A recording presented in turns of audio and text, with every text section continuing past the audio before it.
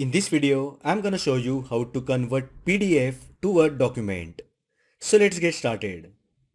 If you are looking for a way to convert PDF documents for editing or e-signing, then watch this video. Here is the PDF file that we are going to convert to Word document. To do that, simply right-click the PDF file and take your mouse over Open with option. Here you will find certain apps with which you can open PDF file, but we are going to use Microsoft Word application. As the Word app is not in the list, click Choose another app.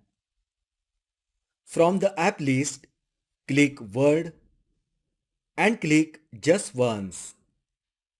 You will get a pop-up saying Word will now convert your PDF to editable Word document. Just click OK and your PDF will now open in Word document. Here you can make changes related to text or image. So that is how you can convert PDF to Word document. If you find the video helpful, then like the video, share with your friends and subscribe to my channel. Thanks for watching and I will see you in the next video.